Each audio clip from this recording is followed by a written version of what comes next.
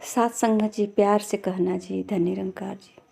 सात संगत जी, संसार जी अपनी बाड़ी में फरमाए, सदा से जो धनवान का पीछा अब तक करता चोर रहा, संत जनों के पीछे निंदक हर युग करते सोर रहा।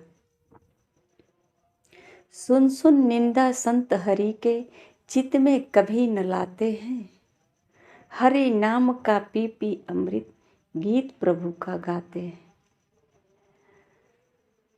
बल प्रयोग कर हारे निंदक पर रास्ता न रोक सके, कहे अवतार बिना गुरु पूरे कर न कुछ भी लोग सके। सात संगत जी, चोर इंसान ही होता है, पर जिसके मन में लोभ आ जाता है, किसी का धन देख करके लालच चोर बना देता है। हर समय उसका ध्यान बना रहता है कि किसी तरह से इसका धन छीनकर चोरी करके कुछ अपने पास रख लूं। हर समय उसका ध्यान धन पे ही रहता है। सात संगत जी, कुछ ऐसे ही निंदक होते हैं, चुगलखोर कहते हैं उसको, जो सात संगत जी हर समय ताक झाक करते हैं।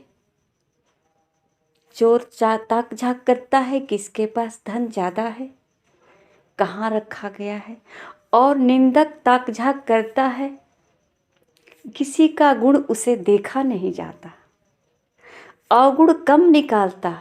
अगर चोर को तो चोर कहता नहीं, पर साह को चोर बना देता है। चोर आंखों के सामने चोरी करता है, शराबी आंखों के सामने शराब पीकर जमीन पे लौट रहा है, फिर भी उसे कुछ नहीं कहता है। पर एक सज्जन व्यक्ति अगर भूल से कोई गलती हो जाती है या गलती नहीं होती है, फिर भी उसका गलती निकालने में इतना प्रयास करता है, जोर लगाता है कि किसी तरह से इनको झुकाया जाए, किसी तरह से इनको डाउन किया जाए, ये अच्छे न बन सके। अगर कोई शिक्षा दे रहे हैं, अच्छा सलाह दे रहे हैं, तो इनका सलाह सही नहीं है। ये निंदक का काम है कि कभी सच्चे को सच्ची राह पे चलने नहीं दिया, हर समय बाधा बन करके, रुकावट बन करके रोकने का काम किया है। संतों को सताया गया है, तड़पाया गया है। सात संगत जी, फिर भी संत जो है कहते हैं कि सुन सुन निंदा संत हरि का चित्त में कभी न लाते। ये सबका ताना बाना सुन करके फिर भी हरि नाम का पी पी अमृत गीत प्रभु का गाते हैं। हरि का नाम ले ले करके हर समय प्रभु का ही गुणगान किया है, सत्य का ही गुणगान किया है, सत्य का ही प्रचार किया है। कभी सत्य से अपना मुख नहीं मोड़ा, हर समय सत्य राह पे ही कायम दायम रहा। सात संगत जी, अगर जिसने ठान लिया कि हमें सत्य राह पे चलना है, सत्य की जानकारी कर लिया, तो सात संगत जी कहते हैं कि अब चाहे कोई कितना भी बल लगाए, पर सात संगत जी उसे कोई हरा नहीं सकता है। कहते हैं सत्य परेशान कर सकता है, सत्य को कोई पराजित नहीं कर सकता, थोड़ा समय लगता है। परेशान लोग करते हैं पर पराजित कभी नहीं हुए हैं। आज जितने भक्तों का मिसाल दे रहे हैं, कहीं न कहीं सबको परेशान किया गया है। चाहे भक्त प्रहलाद हो, चाहे मीरा जी हो, कबीरा जी हो, सेवरी जी हो, या रविदास जी हो, गुरु नानक जी हो, सभी को परेशान किया गया है। सबको सताया गया है। न भगवान बुद्ध को किसी ने छोड़ा, न भगवान राम को किसी ने छोड़ा, न भगवान कृष्ण को किसी ने छोड़ा। सबको, भगवान राम को, आज भगवान राम की पूजा हो रही है। भगवान राम के नाम से लोग कितने इनके अनुयायी हैं। पर सत्संग जी, भगवान राम को 14 वर्ष जंगल में भेजा गया, वनवास दिया गया। भगवान कृष्ण के साथ क्या हुआ सत्संग जी, ये सब तो सबको पता है, क्योंकि सब लोग जानते हैं, पर परमात्मा को नहीं जानते। सारे परमात्मा का गुणगान सुनते हैं, कथा कहानी इतिहास शास्त्रों के द्वारा, धार्मिक पुस्तकों के द्वारा, कथावाचकों के द्वारा, संतों महापुरुषों के द्वारा, कथा से सत्संग से सब कुछ सुन लेते हैं, जान लेते हैं, पर परमात्मा को जानते नहीं हैं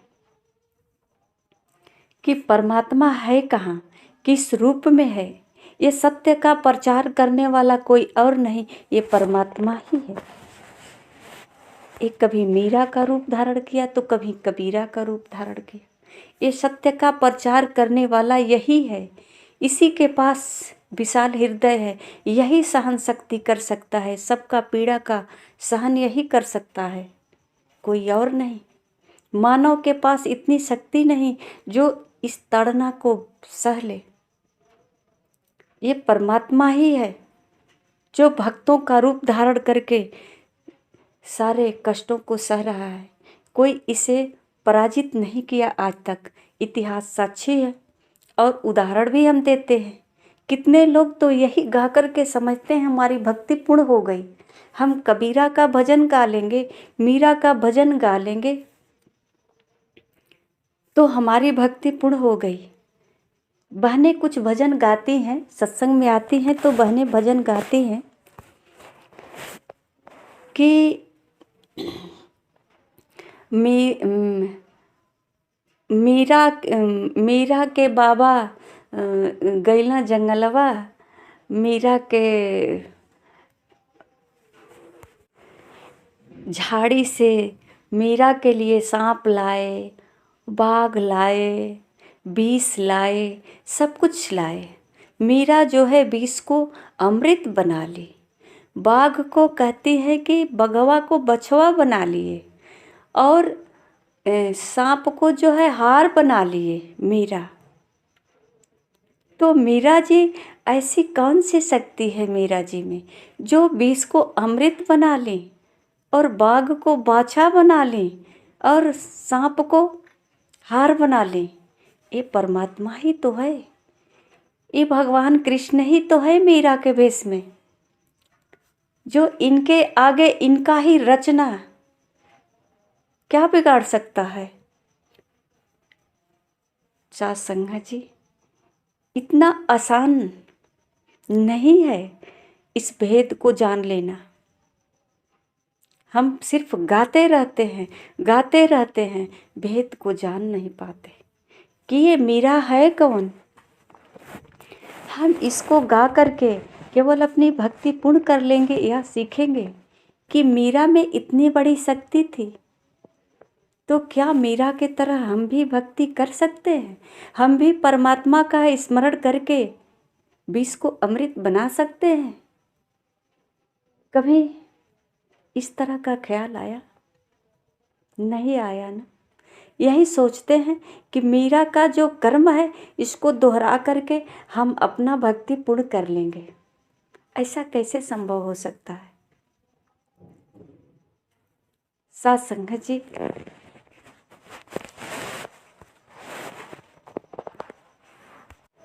महापुरुष इसीलिए सचेत करते हैं कि परमात्मा ना जाने किस भेष में आ जाएगा। किसी को सताओ नहीं, तड़पाओ नहीं, सबका सत्कार करो, मानव बनो। मानवता ही धर्म है, अपने अंदर मानवता कायम रखो, सबको खुश रखो, सबका सेवा करो, सबके दर्द को महसूस करो। इंसानियत का यही फर्ज है, यही धर्म है, इंसानी गुण यही है। इस गुण को अपनाओ। अगर जिसके अंदर ऐसा गुण नहीं है, किसी का दर्द को महसूस नहीं कर पा रहे, किसी को सताने में लगे हैं, किसी को नीचा दिखाने में लगे हैं, किसी को लूटने में लगे हैं, किसी को दंड पे दंड देने में लगे हैं, किसी को झूठ बोल बोल करके हमेशा नीचा दिखाने में लगे हैं, वो जिंदगी में कभी भक्ति नहीं कर सकता है। क्योंकि जिसको हम नीचा दिखा रहे हैं, जिसको हम लूट रहे हैं, जिसको सता रहे हैं, जिसको तड़पा रहे हैं, जिसका छीन रहे हैं, ये है कौन, इसके बारे में तो जाना ही नहीं। हो सकता है किसी भेष में मालिक ही हो। परमात्मा केवल पत्थर की मूर्ति में ही क्यों रहेगा, कभी अपने हाथों से बनाए हुए मूर्ति में भी तो आ सकता है। हो सकता है हम किसी को बार बार नीचा दिखा रहे हैं, परमात्मा इसी में हो। वो सही राह पे चल रहा है, फिर भी हम कह रहे हैं कि ये गलत है, गलत है। उसे हम झूठ पे झूठ बोल करके गलत साबित करते जा रहे हैं। कहीं ये परमात्मा ही तो नहीं है। परमात्मा जड़ नहीं कि वृक्षों में बैठा है, पीपल में बैठा है, तुलसी में बैठा है, आंवला में बैठा है। परमात्मा पत्थर नहीं कि मूर्तियों में बैठा है। परमात्मा अनंत है, असीम है, अथाह है, अछेद है, निर्लेप है। इस पर कोई लेप नहीं लगा सकता, इसमें कोई दाग नहीं लगा सकता, इसमें कोई छेद नहीं कर सकता। ये निर्गुण है, निराकार है, पार ब्रह्म परमेश्वर सर्वव्यापी है, सब जगह है।